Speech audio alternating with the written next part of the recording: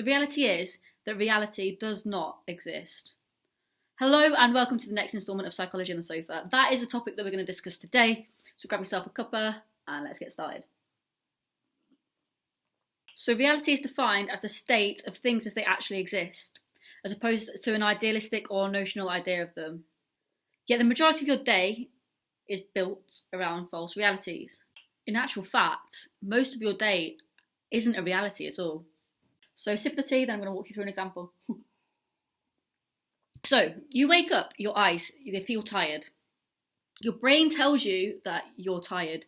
Your brain tells you that that means that you're not going to work out later on in the day. But in actual fact, what has happened is you've got allergies and your eyes are a little bit sore from allergies. But subconsciously, your brain made an excuse for you not to do a workout. You didn't realise this, but you were always searching for that reason not to work out and your brain gave it to you just there. So you thought you have your allergies, your brain is saying that you're too tired to work out. So despite what you think, you are not the excuse maker. In actual fact, your brain is the excuse generator for you. Back to that example. So you've woken up, you're feeling tired. Well, your brain's decided you feel tired. Then you look in the mirror and you look at yourself and you're like, I look fat today. And you're thinking, I look awful, I look fat. In actual fact, you're not fat at all. But the thing is that your brain, not you, your brain is wired for you to be a perfectionist.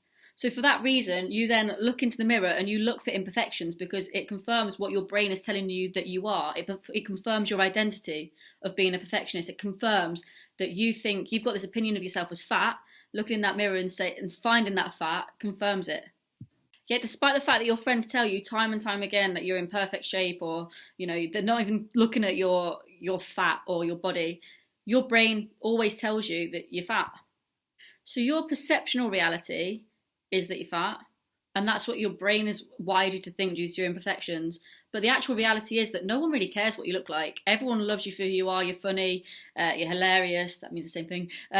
You've got all these different characteristics that are amazing, but you've, for some reason, become transfixed on this idea that you're fat. So let's walk through what we've gone through. So you've woken up, you've thought that you felt tired, your brain's convinced you that you're tired, but actually you're not, you just got allergies. Secondly, your brain's convinced you that you're fat, you're not fat, it's a perceptual thing, and you've incorrectly identified yourself as fat. Now you move on to dinner time. So you've had a bit of food and your partner turns around and says, are you having any more?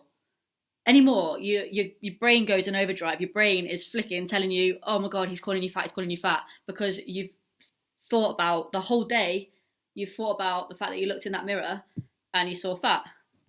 The reality is that your partner was just asking you if you wanted any more because he or she was going to get some and wanted to make sure that you had some left over if you wanted some more. But in your head, your brain has tricked you and created a perceptual reality that your partner was calling you fat. So your brain's reality is that you're fat. But actually, the reality is very far from that, and it was just a place of care that your partner was asking if you wanted more food. Yet you've not thought all day that your brain has created this perceptual reality of who you are, what you're doing, etc., etc. So after that meal, you decide that you want to go for an evening stroll. And at this point, your self-esteem is at rock bottom. Your brain has basically dictated a negative false reality for you the whole of your day. So now you've gone for a walk and you see a friend in the distance. Your brain immediately recognises this friend of yours and you get a little sense of happiness because you've got some good memories with this friend that you've not seen for a while.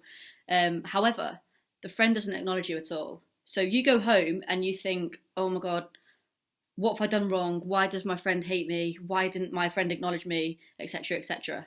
Your brain creates this false reality, this perceptual reality, that the reason why this friend ignored you was because she didn't like you for some reason. You did something wrong that you couldn't think of years and years ago. You thought maybe she doesn't like me because she can't recognise me because I'm fat, alluding back to that other thing. But actually, the realistic thing is your friend never saw you. Your friend didn't see you, so your friend didn't acknowledge you. Your brain can be the biggest bully in your life. It really can. Your brain, the way you perceive things, the way you see things, the way you see the world, the way you walk around the world, your experiences, it's all dictated by your brain. So now you're thinking, well, okay, in that case, Hannah, what is reality? What reality is correct? Whose reality is correct? Think of your brain as a neurological political party. At times, it makes you believe false agendas. And it's down to you to realise when these false perceptions of reality are coming about into your head and to try and quash them and push them aside. I urge you to question it. I urge you to question everything that your brain perceives. You need to control your mind instead of letting your mind control you. So thank you for watching this installment of Psychology on the Sofa. I hope you enjoyed it. I hope it had some eye-opening content in there for you, whatever. If you did enjoy it, let me know in the comments. And yeah, thanks again for watching. My tea's cold now. Good chat.